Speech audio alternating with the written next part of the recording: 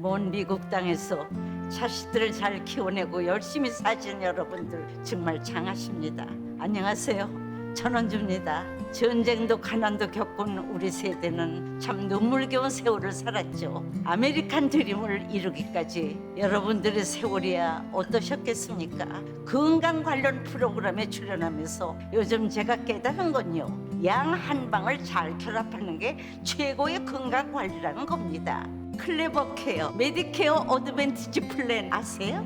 양방과 한방의 좋은 혜택들을 쏙쏙 뽑아서 제공해주는 똘똘한 플랜이더군요. 우리 한인의 건강 문화도 이해하고 실력 있는 한국 의사와 전문의를 척척 연결해 준다니 얼마나 똘똘합니까? 이제 우리도 똘똘한 클레버 케어 플랜으로 150까지만 사십시다.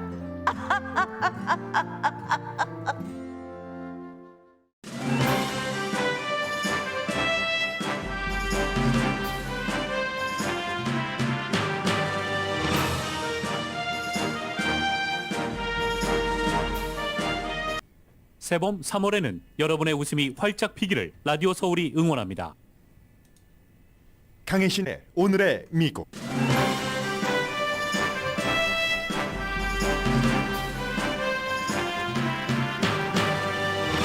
우크라이나 전쟁에서 남북 분단이 언급됐습니다. 바이든 대통령이 폴란드에서 한 우크라이나 관련 연설에서 푸틴은 권좌에 머물 수 없다고 마무리한 뒤 미국은 정권 교체를 뜻하는 게 아니라고 해명했습니다. 나토 동맹국 리더들은 푸틴을 의식해 바이든 말에 거리를 두지만 우크라이나의 전 대통령은 확실한 지적이라고 말합니다.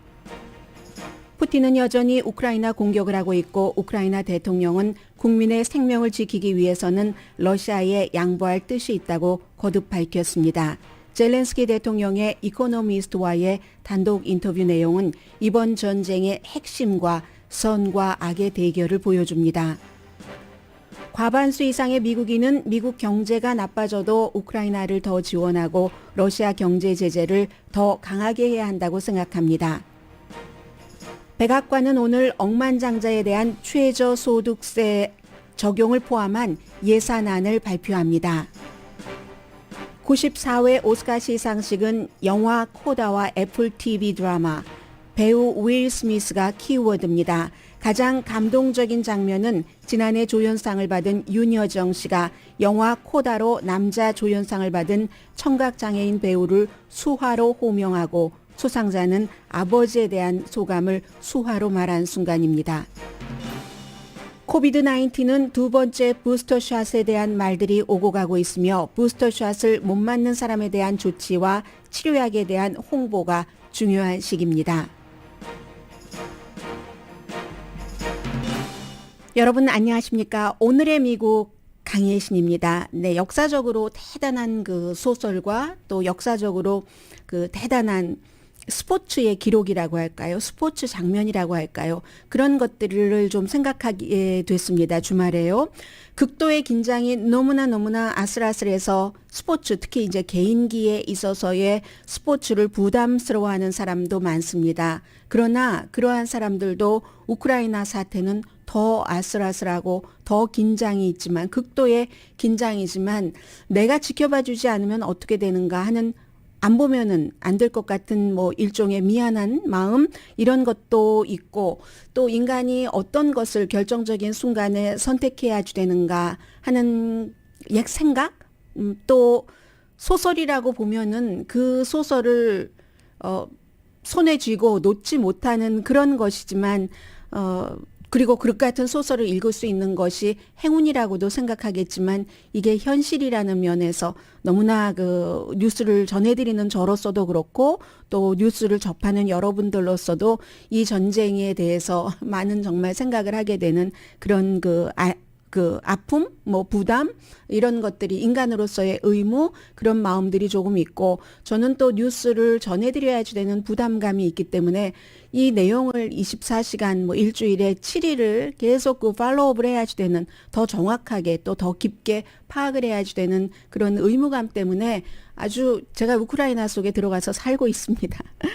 어쨌든 지금 현재로서는 우크라이나가 그 북쪽에서 그 승리를 하고 있다고 하고, 주말에 그 러시아가 우리의 원래 목표는 우크라이나 전체가 아니었다. 원래 그 분리주의자들 이곳을 보호하는 것이었다라고 얘기를 하면서 아마 현실 파악이 됐는가 보다. 우크라이나를 전체 가질 수 없다는 이런 얘기들도 나왔습니다. 그리고는 그 국가정보국장이 우크라이나 국가정보국장이 러시아가 우크라이나를 한반도 한국처럼 한국의 남북한처럼 분단하려고 한다 하는 말을 했습니다. 국가 전체를 먹어치울 수 없다는 걸 알고 한반도 시나리오로 향하고 있다는 아주 중요한 이유들이 있다라고 얘기를 하면서 일단 그 점령된 영토 그리고 점령되지 않은 영토를 분리를 해서 러시아가 점령한 영토를 단일 국가로 시도를 하고 우크라이나에 한국을 만들겠다. 남북으로. 이런 것이 우크라이나의 정보국장의 얘기였는데 사실은 뉴스가 너무 많아서 여러분들께 전해드리지 못해서 그렇지 이 내용은 한 열흘 아니면 2주일 전쯤에 우크라이나 젤렌스키 대통령이 노스코리아, 사우스코리아 이런 얘기 그리고 노스코리아와 같은 그 같은 행위를 하는 그 푸틴이라는 말을 이미 했었습니다. 그리고 이게 이렇게 주목이 되고 현재로서는 이렇게 갈 가능성도 높아 보입니다. 오늘은 제가 한 2분쯤 있다가 볼로디미르 젤렌스키 대통령이 이코노미스트와 단독 인터뷰한 내용을 전해드리겠는데 그 내용은 지금 우크라이나 전쟁의 핵심이 무엇이고 그리고 그에 대해서 여러 가지 조치도 취하고 대처도 하고 있는 나토 그 소속 국가들을 여러 그룹으로 나뉘었습니다. 예를 들면 겁쟁이 그룹, 비겁한 그룹, 실용주의 그룹 뭐 이런 형태로요. 그런 것을 전해드리겠고 또 하나 지금 굉장히 중요하게 나온 것은 바이든 대통령이 수요일, 목요일, 금요일, 토요일 이렇게 폴란드를 방문을 하면서 금요일까지군요. 사흘 동안 유럽을 방문을 하면서 마지막에 하이라이트가 물론 폴란드 지역에서 우크라이나 그 난민 마리우폴 지역에서 온 어린이도 껴안고 이런 것도 보여줬는데 난민들도 만났는데 결정적인 것은 깜깜한 밤에 폴란드의 왕궁에서 야외에 그 연단을 설치하고 많은 사람이 모인 가운데 굉장히 격정적으로 연설을 했습니다. 왜 세계가 우크라이나 편에 서야지 되는가.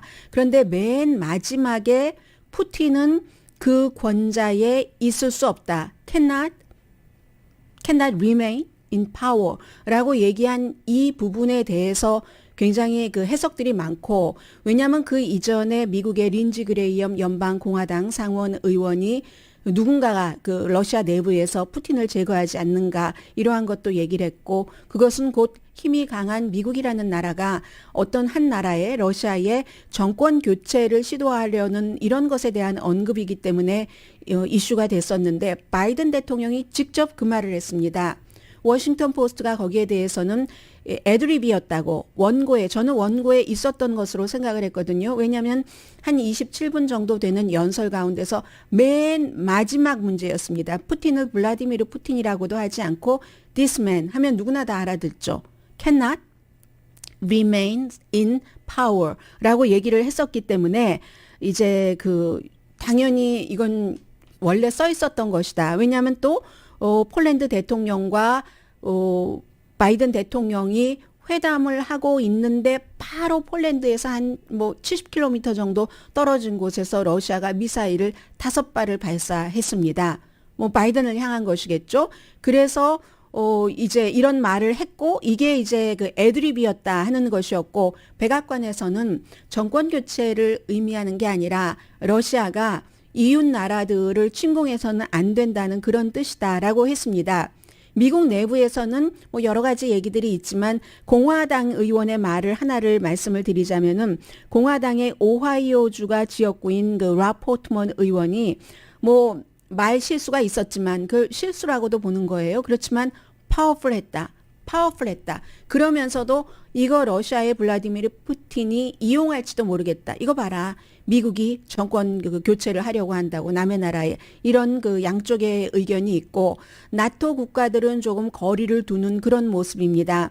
임마누엘 마크롱 대통령은 푸틴과 요즘 자주 만나고 있습니다. 원래도 좀 친했습니다. 서로의 별장을 왔다 갔다 하면서 잘 어울리고 하기도 했고 이번에는 그 중재 역할을 한다면서 자주 몇 번 만나고 전화 통화도 자주 하는데 그런 말은 나 같으면 안 쓸 것이다. 대화를 해야지 되는데 푸틴과 이 목적 자체가 전쟁을 스탑하는 것이지 푸틴을 제거하는 것이 아니지 않는가라고 얘기를 했고 독일의 올라프 슐츠 총리도 정권 교체가 목표가 아니다라고 했습니다. 영국은 총리가 말한 건 아니고 한 그 장관이 러시아 사람들이 결정할 일이다라고 얘기를 했고요. 그리고 그러나 전 우크라이나의 대통령은 바이든 말이 맞다. 빅터 유스텐코 이 사람은 2014년도에 그러니까 젤렌스키 그 전에요. 대통령 선거 캠페인을 할 때 러시아가 자신을 독살하려고 했다라고 얘기를 한 사람입니다. 우크라이나 사람들은 바이든의 푸틴은 그 자리를 계속 지킬 수 없다. 그 자리에 있어서는 안 된다. 이런 말이잖아요. 결국은 그 말이 그 말이잖아요. 캔낫이라고 썼지만 해서 우크라이나 사람들은 그 말을 듣기를 오래 기다렸다. 이런 얘기를 했습니다. 아무튼 현재도 러시아는 우크라이나를 강하게 공격하고 있고 홀로코스트 메모리얼도 불태웠습니다. 하르키브에서. 그러나 수도 키브 주변에서는 지금 일부 병력을 원래 있었던 벨라루스 쪽으로 그 우크라이나 북쪽 국경으로 재편성한다는 이런 얘기도 들려오고 있습니다. 그리고는 젤렌스키 대통령이 우리나라가 이 평화 협상을 맺을 수 있다면 중립국으로 가는 것도 그 평화 협상에 논의되는 것이 가능하다라고 얘기하면서 오늘 이제 다시 평화 협상이 시작이 되고 젤렌스키 대통령은 푸틴 대통령과 직접 만나자는 것을 굉장히 강조를 하고 있고 터키가 또 중재를 시작합니다. 지금부터는 젤렌스키 대통령이 이코노미스트와 단독 인터뷰한 내용을 전해드리겠습니다. 이 기사가 여러 가지로 나왔는데 저는 중심적인 부분만 전해드리겠고 어떻게 젤렌스키 대통령을 인터뷰하러 가는 길 평소에는 10분이면 들어갈 수 있는 곳이 1시간이 걸렸고 다 신원 확인이 됐는데도 불구하고 여러 가지 분위기도 따로 전했는데 핵심 내용만 전해드리겠습니다. 우크라이나가 왜 러시아에게 이겨야지 되는가라고 제목을 붙였습니다. 젤렌스키 대통령은 전쟁을 원하지도 않았고 전쟁에 대해서 준비하지도 않았는데 이제야말로 국민이 리더다 하면서 본인이 그 코미디 프로그램이 국민의 종, Servant of People 이런 것이었잖아요. 그런데 정말로 그 코미디 본인이 출연했었던 그것만큼 국민의 그 시종이 되고 있다 현실에서. 그리고 맨 앞에 이 이코노미스트의 기자가 그 인터뷰를 하는 그 내내 보면은 정말 진정성으로 말하는 것이 분명했다라고 얘기를 했고요. 러시아 사령관들의 비인간성을 많이 지적을 했다고 말합니다. 그 비인간성이라는 게 같이 침략을 해서 전투를 하는 부하들이 숨졌는데도 시신을 거두지도 않고 심지어 어떤 그 우크라이나 도시에서는 그 시신이 아무데나 버려져 있으니까 매장은커녕 그냥 길바닥에 버려져 있는 거예요. 그래서 우크라이나 군인들이 숨을 쉬기가 힘들 정도라고 말한다. 그에 비해서 우리 우크라이나의 군인과 자원봉사자들은 정말 대단하다. 마리우폴을 떠날 수 있는데 군인들이 떠나지 않았다. 도망치지 않았다는 거예요. 내가 거기에 있으라고 명령하지 않았고 시킨다고 되는 것도 아니고 시킬 수도 없는 그런 상황에서 우크라이나 군인들이 마리우폴이라는 지금 80% 이상이 파괴된 곳을 떠나지 않고 있는 것은 같이 전투를 치른 전우가 전투를 치르다가 다쳤는데 그 다친 전우를 돌봐야지 되기 때문에 그리고 아직 다치지 않고 피신하지 않았거나 피신하지 못한 시민들을 지켜야지 되기 때문에 우크라이나 군인들은 자발적으로 그 전쟁 안에서 도망치지 않는다는 것. 이게 러시아의 사령관들과 우크라이나 군인의 근본적인 차이라고 말합니다.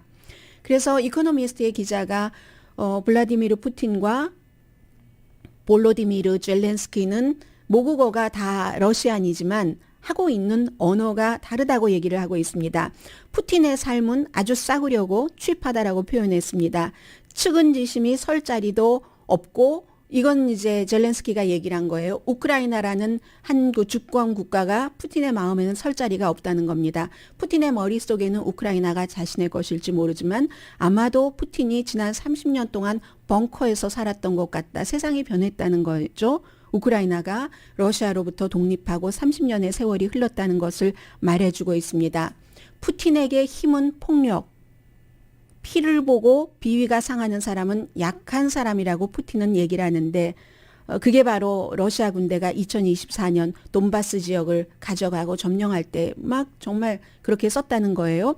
만일 인간적인 게 약점이라면 푸틴에게는 젤렌스키에는 그 인간적인 게 강점이라고 얘기를 합니다. 그렇기 때문에 미국 펜실베니아 애비뉴에 우크라이나 기가 나부낀다고 얘기를 하고 우크라이나 보통 사람들이 맨손으로 탱크를 막고 이 점도 젤렌스키 대통령이 얘기를 합니다. 내가 그걸 얘기를 한다고 사람들이 할 수 있겠는가? 어떻게 그런 것을 지시할 수 있겠는가? 이 전쟁이 어떻게 끝날 것인가에 대해서는 단호하게 우크라이나의 승리라고 답했습니다. 왜냐하면 우리의 땅, 우리의 조국, 우리는 독립국가이기 때문에 그렇지만 정신만으로는 싸울 수 없다고 강조를 합니다.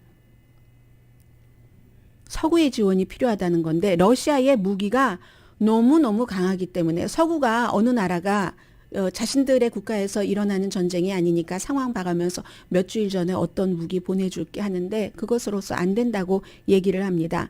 러시아가 탱크로 길을 점령하고 있는데 농담 비슷하게 얘기하자면 탱크 트래픽이다. 지금 우크라이나 도시에는 이렇게 얘기를 하면서 나토의 국가들의 지금 그 우크라이나 전쟁에 대해서 대하는 그 태도, 그 국가의 성격을 이번 전쟁에 대해서 구분을 했습니다. 5가지 그룹으로 구분을 했는데 첫 번째는 이 전쟁이 오래가도 상관하지 않는 나토 멤버 국가. 이 국가들은 어차피 오래가면 러시아도 지칠 테니까. 이건 젤렌스키 대통령이 얘기하기를 우크라이나 대통령이 얼마나 숨져도 상관하지 않는다고 얘기하지 않았습니다. 우크라이나 국민들이 얼마나 더 많이 숨진다는 것을 뜻한다는 그런 그룹이고 두 번째는 빨리 끝내기를 원하는 그룹. 이 그룹들은 러시아 마켓을 생각하면서 경제적으로 러시아와 교류해야지 되는 게 있기 때문에 굉장히 현실적으로 생각한다는 그룹이고 세 번째는 러시아에 나치즘이 있다는 것을 인정하고 우크라이나가 이기길 원하는 그룹. 네 번째는 작지만 진보적인 국가들, 전쟁이 빨리 끝나서 사람 우선으로 생각하는 국가들, 조금이라도 덜 다쳤으면 좋겠다 하는. 다섯 번째는 이 전쟁에 대해서 좀 당혹스러워하는 국가들, 어떤 방법으로든 평화를 원하는 특히 러시아 연방 국가들, 이제 공격을 당할 가능성이 높은 우크라이나 다음에 그렇게 구분을 했습니다. 미국과 영국에는 고맙다고 했고 미국 그 내부에 여러 가지 정치 기류가 있음에도 불구하고 바이든 대통령이 잘해주고 있다고 고마워했습니다. 독일은 마지 못해서 이제 노드 스트림 2 같은 것도 일단 중지를 했지만 지금도 여전히 러시아와 우크라이나 사이에서 균형을 이루려고 하는 거. 이것도 경제적인 입장에서 그러는 거죠. 돕기는 돕는데 어디까지 돕고는 이만하면 됐다 하면 손을 떼는 타입. 프랑스의 임마누엘 마크롱 대통령을 가장 말하자면 비난한 것이나 마찬가지예요. 임마누엘 마크롱 대통령은 프랑스 탱크를 안 주는데 긴 말할 것 없다. 이유는 푸틴이 무서워서 그렇다라고 얘기를 했습니다.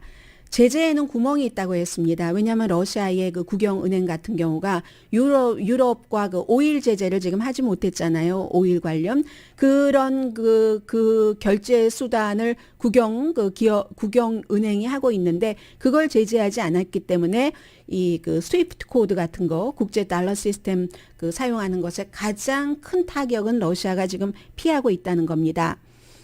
우크라이나의 승리는 어떤 모습이겠는가 하는 질문에 대해서는 좀 잠시 멈추고 나서 승리라는 것은 이번에 다 각 나라마다 다르잖아요. 미국이 다르고 생각하는 것들이 해서 푸틴의 승리는 우크라이나를 많이 파괴하고 사람을 숨지고 자유를 뺏는 것이지만 그게 종교적이든 이데올로기 바탕이든 이 젤렌스키로서의 승리는 가능한 한 많은 사람을 구하는 것이라고 했습니다. 땅도 중요하지만 결국 땅은 영토 아니냐, 랜드는 랜드, 테리토리 아니냐, 그 구미 그어지는 그런 것 아니냐.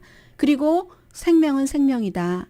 땅을 포기하지 않고 사람을 지킬 수 있다면 좋지만 어쩌면 그것은 지금 불가능한 일인지도 모른다.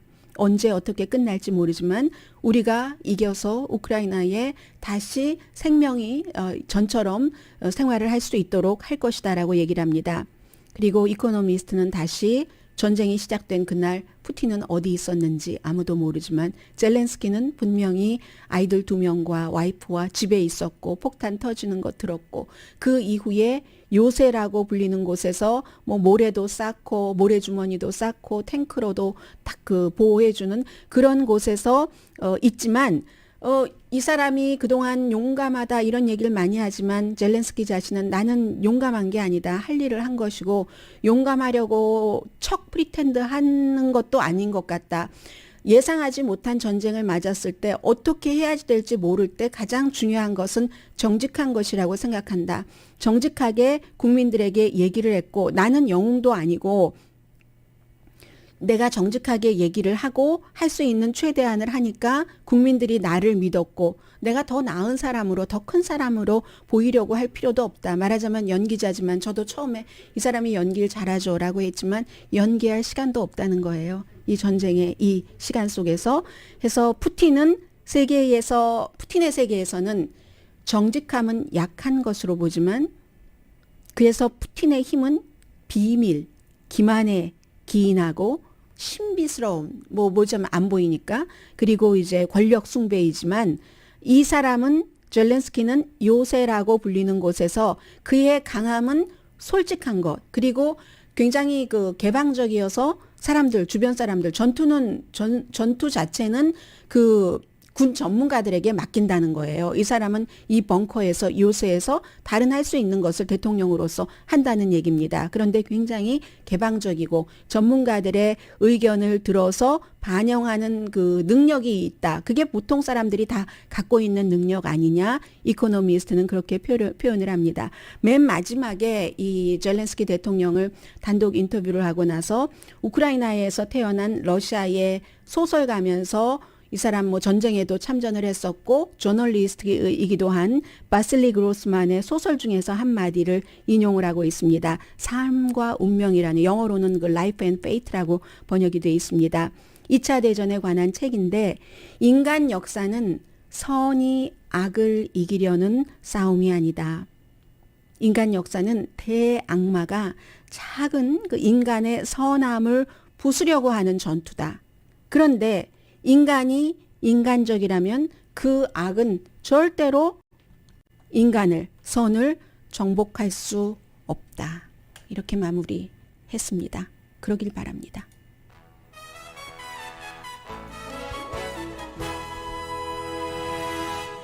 오늘의 미국은 전문가가 추천하는 이민법, 가정법 전문 제인정 종합법률사무소, 코지다운 갤럭시 이불은 잠이 솔솔 오게 하는 기능성 거위털 이불, 거위털 이불 전문회사 코지다운, 친절하고 자세한 상담으로 절개를 최소화하는 복강경 수술 전문 장지아 외과, 매일 아침 재래식으로 직접 만드는 검정콩 생순두부, 수라원 순두부, 더마지 울세라 MRT 특별 패키지로 여러분의 아름다움을 찾아드리는 미러클 레이저 클리닉, 차원이 다른 샴푸형 흰머리 염색약 수화연을 핫세일 중인 한국 홈쇼핑 공동후원입니다. 잠시 뒤에 제가 어떤 이슈를 가지고 올까요? 잠시 뒤에 뵙겠습니다.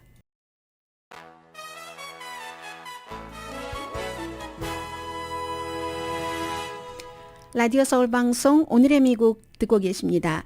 94회였었죠. 그 아카데미 시상식, 오스카 시상식은 이게 꼭 영화만의 잔치가 아니고 그 아카데미 그 시상식이라든가 뭐 영화 자체에도 그렇고 세계의 어떤 흐름이라든가 아니면 그 지금의 그 트렌드라고 할까요? 그런 것들이 전부 그 반영됩니다. 최근에는 정치도 많이 반영되고요. 뭐 어제도 부분적으로 그런 면이 있었습니다만은 그래서 매년 그 아카데미 시상식은 뉴스에서 굉장히 많이 영화가 아닌 영화 외적으로도 다뤄지고 있는데 저는 오늘 우선 어제의 굉장히 94회 아카데미 시상식은 이것으로 기억될 것이다. 사실은 더 중요한 면이 있지만 그런 부분을 전해드리고, 그리고 그 영화적으로 중요한 것. 그런데 영화적으로 중요한 것이 또 다른 그 흐름, 트렌드라는 것이 있어서요. 애플 그 플러스 드라마 같은 것, 넷플릭스와 비교해서, 그리고는 또 여자들이 굉장히 상을 많이 받았고, 사회적인 어떤 추세,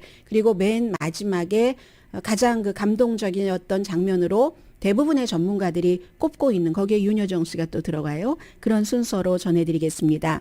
먼저 최악의 장면은 윌 스미스라는 그 배우가, 아프리칸 아메리칸 배우가 크리스 락이, 그 코미디언 크리스 락이 어제 깜짝 등장을 해서 사람들에게 막 농담을 하면서 윌 스미스의 그 와이프에 대해서 뭐 헤어가 그 빠지는 것 같은 이런 것을 그 전에 나왔던 영화를 이렇게 그 빗대서 농담을 했거든요. 그 G.I. 제인에 나오는 것처럼 헤어가 보인다 했는데, 이게 사실은 그러자 처음엔 웃었어요. 윌 스미스도 웃고 하다가 갑자기 시상식 위로 올라가서 한 방 그냥 얼굴을 주먹으로 쳤습니다. 라이브로 중계됐는데, 그 다음에 사람들은 텔레비전이 고장난 줄 알았죠. 미국에서 본 사람들은 얘기가 안 나왔는데, 저는 그 일본 말로 번역하는 것을 들었고, 호주에서도 그대로 방영됐다고 하더군요. 서로가 아니라 윌 스미스가 그 입에서 내 와이프 이름을 올리지 말아라라고 얘기를 하고 했는데,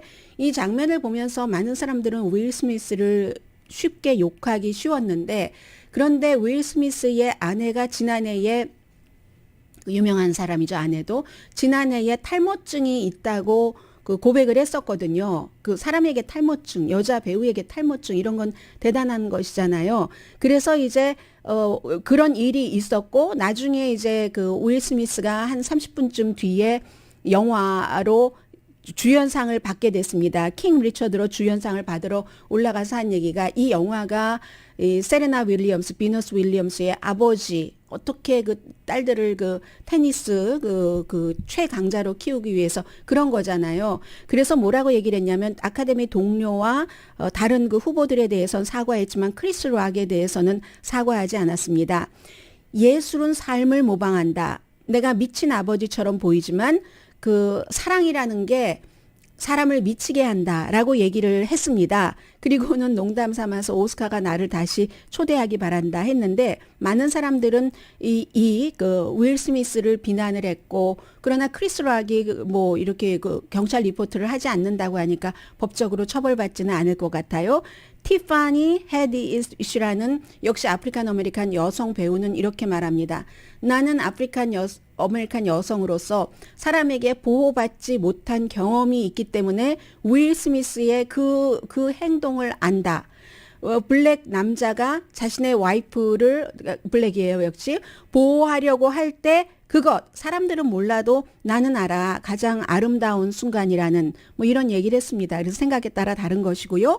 그리고 우크라이나 그 대통령의 보좌진은 여기서 비디오로 한마디 하기를 굉장히 원했지만 너무나 정치화된다 하는 것을 피하고, 여러 가지 있잖아요. 또 영화도 러시아 시장을 봐야지 됩니다. 러시아 시장을 통해서 돈을 많이 버는 제작자나 영화 배우도 무척 많이 있습니다. 중국과 마찬가지로. 이런저런 이유로 젤렌스키가 직접 나와서 얘기하지 못했지만, 오스카 측에서는 세 개의 이 무슨 뭐 네모 박스로 우크라이나에서 힘든 사람을 돕겠다라고 하면서, 거긴 러시아 이름도 들어가지 않았고 침공이라는 말도 들어가지 않았습니다. 그 정도로 마무리했고, 두 번이나 아카데미 주연상을 받은 션 펜은 지금 폴란드에서 우크라이나 이 전쟁에 대해서 다큐멘터리를 만들고 있습니다. 그 사람은 젤렌스키 대통령을 초대하지 않는다면은 여러분 보이콧해야지 돼 했는데 아무튼 이렇게 됐어요. 그런 점이 있고, 또 하나는 여우 조연상을 받은 아리아나 드보스, 웨스트 사이드 스토리를 영화로 만들어서 스티븐 스필버그가 만들었고 여우 조연상을 받았는데, 이 여성은 그러니까 본인이 나는 꼭 뭐 같은 성에 대해서만 사랑을 느끼지 않아, 레즈비언이라고도 부르지 않고 그 퀴어라고 또 다른 단어를 그것보다 더 넓은 단어를 쓰고 있는데 오픈리 라티나 중에서 처음으로 내가 이런 사람이야 하고 나타난 사람이고 여우 조연상을 받았는데 웨스트 사이드 스토리로 62년 전에 그 리타 모레노라는 라티나가 또 받았기 때문에 이런 여러 가지 당신의 정체성에 대한 의문을 가진 적이 있는 사람, 회색 지대에 살고 있는 그런 사람들에게 말합니다. 여러분이 설 자리가 있습니다. 우리가 살 곳이 있습니다. 이런 얘기를 했고요. 감독상은 넷플릭스에서 최다 후보 12개가 후보에 올라서 딱 하나만 받았어요. 감독상 하나. 이 넷플릭스의 The Power of the Dog이 웨스턴 무비가 작품상도 받을 것이라고 많은 상을 받을 것이라고 사람들이 예상했는데 감독상 여자입니다. 그래서 여자로서 세 번째 제인 캠피온이라는 여성이고 12개월 만에 지난번에 그 노매들랜드에서 이 클로이 자오가 첫 번째 유색 인종이고 또 여성으로서 두 번째 받았고 2010년도에 하드라커의 그 전쟁에서 지뢰 제거하는 그 캐틀린 비글로우가 처음 받고 지금 세 번째 받았는데 그게 이제 굉장히 주목받고요. 30년 전에 피아노라는 많은 한국 분들이 좋아하시는 영화로 후보에 올라갔지만 그 해에는 쉰들러스 리스트를 어떻게 당하겠습니까? 스티븐 스필버그가 받았죠. 그런데 어제 정말 묘한 게 웨스트 사이드 스토리가 스티븐 스필버그가 있고 같은 그 후보에 올라갔는데 30년 뒤에 스티븐 스필버그가 아닌 이 여성 감독이 받은 이제 이런 기록이 있고요. 제인 캠피언님. 그리고 이제 최우수 작품을 말씀드리겠습니다.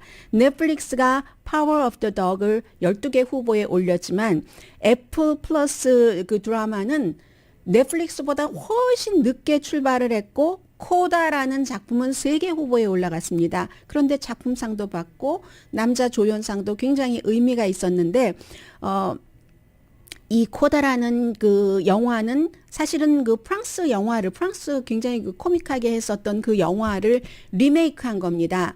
부모는 청각장애인인데 딸은 청각장애인이 아니에요. 이 가족에서 유일하게. 그리고 이제 그 노래에 대한 그 열정과 꿈이 있고 그런 그 스토리인데 이 작품이 돈도 많이 들이지 않았어요. 사실은 뭐 2,500만 달러. 그리고 아직 애플 플러스에 제가 찾아보는데 안 나오는 거 보니까 없고 극장도 별로 그 많은 극장에서 상영하지 않았고 그런데 넷플릭스를 제치고 애플 그 플러스 그 드라마가 먼저 받은 겁니다. 물론 넷플릭스가 깔아놓은 길을 간 거죠. 그리고 언젠간 넷플릭스도 받았겠죠. 넷플릭스가 2019년도에 로마라는 아주 긴 그 영화로 사람들이 다 그 영화 받는다 했을 때 못 받았을 때 뭐라고 얘기했냐면 아카데미 이 투표권을 가진 사람이 아직은 이런 스트리밍 서비스 원래 그 영화 큰 제작사가 아니라 그런 곳에 상을 주기를 원치 않아라고 얘기를 했었거든요. 그런데 이제는 태도가 바뀌었는가? 그리고 저는 사실은 그 해에 그 상을 받은 그린북이라는 그 영화가 훨씬 좋기는 했습니다. 그랬는데 지금 이제 3년의 세월이 흐르고 스트리밍 서비스가 제작을 한 이 영화가 받았다. 그리고 최고의 장면은 윤여정 씨가 그 우선 등장할 때부터 저는 좋았습니다. 왜냐하면 그 이슬람이나 다른 쪽에서 미국이나 서구의 여성들이 너무 옷을 많이 벗고 다니는 것을 비난하는 것을 저는 이해를 합니다. 그렇게까지 벗을 필요가 있는가? 영화 배우들이 정말 가슴 반쪽을 노골적으로 다 드러내는 게 아무렇지도 않잖아요. 어제도. 그런데 그 윤여정 씨가 아주 그 검은색 단정한 그런 검은색 드레스를 입고 이 코다에서 아버지 역할을 맡은 트로이 코처라는 53세 정말 청각 장애인이기 때문에 연기를 하기 힘들고 밥도 제대로 못 먹고 하면서도 꿈을 잃지 않고 연기를 한 사람입니다. 아버지 역할을 해서 조연상을 받았는데 호명하면서 수화를 배워서 윤여정 씨가 이제 수화로 그 사람을 그 부르고 한 거예요. 그랬더니 이 그 수상자가 나와서 트로이 코처가 나와서 역시 그 수화로 얘기를 하는데 아버지에 대해서 얘기를 합니다. 아버지가 사고를 당하셔서 더 이상 수화를 하실 수가 없는 거예요. 그런데 그 아버지에게 아빠, 데드라고 53세가 됐는데도 아버지에게 데드, 아빠에게 전 너무너무 많은 걸 배웠어요. 하면서 아빠 언제나 사랑해요. 아빠가 저의 영웅이에요. 이렇게 얘기를 했거든요. 이렇게 얘기했을 때 같이 같이 연기를 했던 엄마 역할을 한 여배우는 전에 다른 역할로 아역 때부터 배우를 시작을 했는데 아역 배우를 시작했는데 다른 역할로 여우 조연상을 최초의 청각 장애인으로서 받았거든요. 그래서 이번에는 최초의 남자 이 청각 장애인 그리고 최초의 남자 청각 장애인 조연상 수상자가 됐는데 그 장면을 저도 그렇게 봤고 가장 많은 사람들 그 윤여정 씨는 그 푸른색 요즘 많이 다는 파란색 핀을 그 검은색 드레스에 달고 왔고요. 그래서 그 장면과 이제 이 윌 스미스가 크리스 락을 그냥 한 방 때린 그 장면이 94회 아카데미에서 가장 기억될 장면으로 보입니다.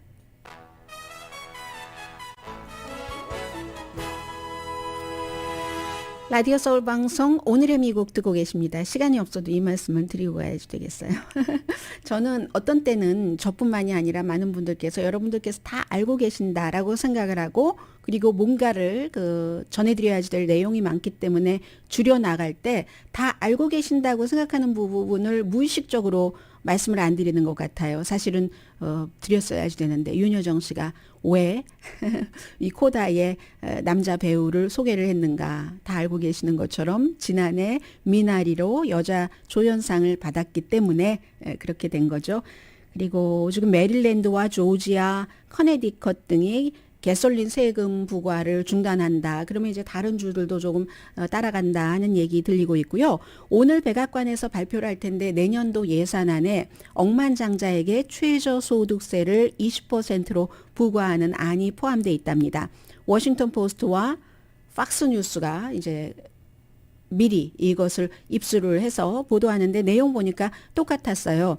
억만장자가 평균 사람들보다도 세금을 적게 낸다는 거죠. 왜냐하면 자본소득세 뭐 이런 그 주식 투자하고 번 돈은 팔기 전까지는 안 내도 되고 뭐 이런 거 있잖아요. 그리고 그것도 이것저것으로 돌려서 세금 안 내고 하니까 보통 결혼한 커플이 2022년도에 두 사람이 합쳐서 세금 보고를 할 때 연수입이 64만 7,850달러 이상이었으면 세금을 37%를 냈는데 이렇게 억만장자들은 세금이 뭐 20%도 안 내는 경우가 허다하다는 겁니다. 그래서 만약에 다른 것으로 20% 이상을 내고 있으면 오케이. 아니면 20%까지는 내게 한다 하는 거거든요. 이렇게 되면은 만약에 이게 제대로 의회에서 반영이 되고 하면은 20%까지 내겠죠. 적어도 알아서 맞추겠죠.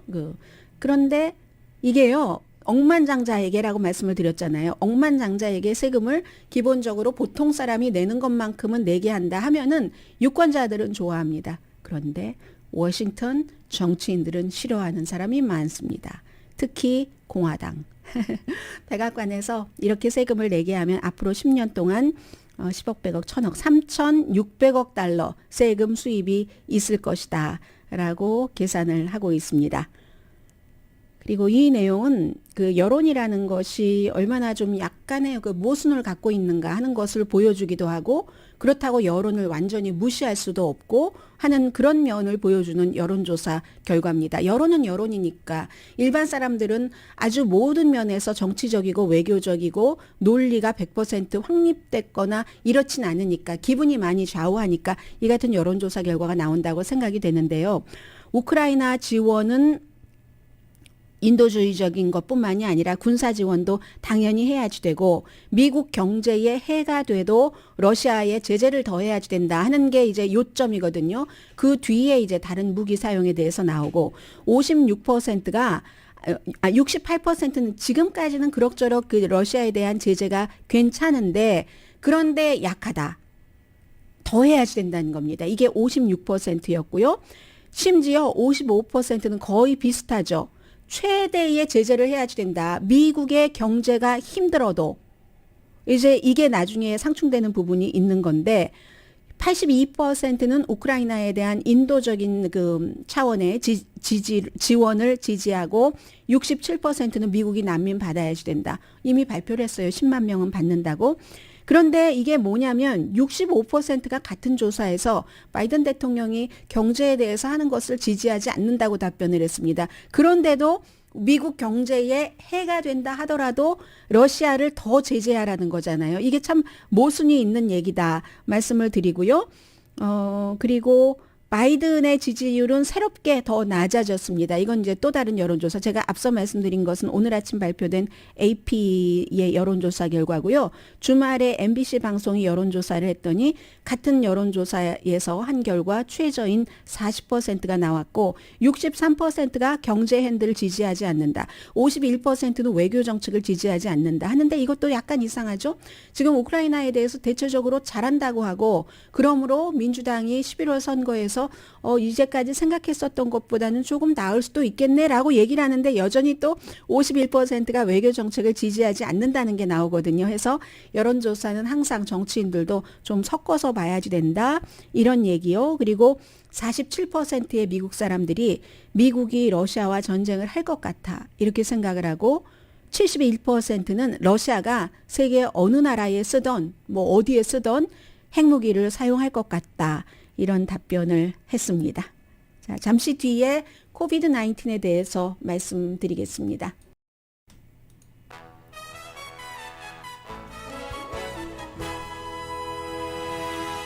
라디오 서울 방송 오늘의 미국 듣고 계십니다. 네, 질병통제국이 나이 드신 분들에게는 두 번째 부스터샷 접종을 권고할 것이다 하는 뭐 이런 내용들이 지금 나오고 있고요. 코비드 19에 대해서는 지금부터 네 가지를 말씀을 드리겠습니다. 생각을 해야지 될 그런 부분은 뉴욕타임즈의 기자가 오늘 아침에 정리를 한 것인데 당연히 이제 부스터샷 지금 말씀을 드렸고요. 첫 번째가 그것이고 더 많은 부스터샷. 두 번째는 만약에 지금 부스터샷을 계속 강조를 해서 말씀을 드리고 있습니다만 그럴 때마다 맞지 못하시는 분들은 짜증나실 것 같아요. 여러 가지 이유로 암 치료를 받으신다거나 아니면 뭐 장기를 이식하신 그런 분들도 계시잖아요. 면역성이 굉장히 약하고 아무튼 면역성을 만들어낼 수도 없고 이런 여러 가지 그런 분들 효력이 맞아도 효력이 아주 약하신 이런 분들에게는 정부 기금으로 이브쉴드라는 에스트라제네카가 제조하는 이런 게 있어서 이게 몇 개월 정도 보호를 한다고 하거든요. 지금 정부에서 굉장히 많이 주문을 해놨는데 주문해 놓은 것의 80%가 사용되지 않고 창고에 있거나 제약회사나 병원에 있답니다. 기본적으로는 일반 사람들이 에스트라제네카에서 만든 이 면역성이 약한 사람들에게 몇 개월 이렇게 예방을 해준다는 백신처럼 이걸 모르고 일반 사람들은 의사도 처음이기 때문에 권해야 되나 말아야지 되나 그리고 어떤 병원은 아끼느라고 이거 정말로 줘야지 될 사람한테 줘야지 된다. 이런 여러 가지 이유로 말하자면 이게 권고가 가이드라인이 충분히 제대로 되지 않았다 하는 거잖아요. 그래서 연방정부가 주정부나 병원과 의사, 환자그룹과 지금 이 일을 하고 있다고 하고요. 세 번째는 감염되고 나서의 치료입니다. 팩슬로비드가 아주 심하게 아픈 것은 막는다고 하잖아요. 감염 증상을 딱 느끼고 나서 바로 이제 이 치료제를 쓰면 그런데 이것도 사람들이 잘 모른다는 거죠. 아무튼 그러니까 감염이 됐다 하면은 빨리 의사에게 얘기를 해서 물론 이 치료제는 좀 위험한 사람에게만 허용이 됩니다. 그리고 대체적으로 이제 65세 이상으로 기저질환이 있는 그런 분들께 허용이 되죠. 그런데 이제 대부분은 부스터샷까지 맞으면은 괜찮다고는 하지만 이 치료약 자체가 아직 충분하지 않습니다. 최근에 좀 늘어났다고는 하지만 그러니까 건강한 젊은 사람들이 이 치료약 처방전을 의사 선생님들이 써줘서 맞게 되면은 그것으로 치료를 하게 되면은 정말 필요할 때 다른 사람이 못 쓸 수도 있다 하는 것도 있지만 그 같은 감염되고 나서 직후에 쓸 수 있는 치료약이 있다는 것. 그리고 네 번째는 여전히 마스크입니다. 마스크를 다 벗게 됐지만 병원이라든가 양로원이라든가 이런 곳은 그리고 누군가가 본인도 코비드에 감염되고 나서 회복이 됐다 하더라도 일정 기간은 직장이나 학교로 돌아가잖아요. 다른 사람을 위해서 마스크를 써줄 것 그리고 특히 몸이 약하거나 하신 분들은 질 좋은 마스크를 쓰시는 것 이런 것들을 우리가 지금 신경을 써야지 될 그럴 시점입니다. 오늘의 미국은 전문가가 추천하는 이민법, 가정법 전문 제인정 종합법률 사무소 코지다운 갤럭시 이불은 잠이 솔솔 오게 하는 기능성 거위털 이불, 거위털 이불 전문회사 코지다운, 친절하고 자세한 상담으로 절개를 최소화하는 복강경 수술 전문 장지아 외과, 매일 아침 재래식으로 직접 만드는 검정콩 생순두부 수라원 순두부, 떨마지 울세라 MRT 특별 패키지로 여러분의 아름다움을 지켜드리는 미러클 레이저 클리닉, 차원이 다른 샴푸형 흰머리 염색약 수화연을 핫세일 중인 한국 홈쇼핑 공동 후원이었습니다. 10시에 좋은 아침, 좋은 하루 방송됩니다. 이제 바이든 대통령도 내가 이 남자는 그 권좌에 있으면 안 되라고 말한 게 정권 교체를 말하는 건 아니라는 얘기 많이 나오고요. 서방 세계는 자유냐 자유무역이냐 둘 중에서 하나를 선택을 해야지 될 시점인 것 같습니다. 러시아와 무역해서 이득 보는 것도 있고 하니까 이렇게 하는데 그렇게 해서 여기까지 왔는데 그러다간 자유를 잃어버릴 수도 있다는 것. 크림반도 점령하고 나서 그 생각 때문에 그렇게 못했었던 거잖아요. 이게 꼭 정치에만 적용이 됩니까? 외교에만? 우리들도 마찬가지죠. 두 가지 다 가질 수는 없는 겁니다. 강혜신이었습니다.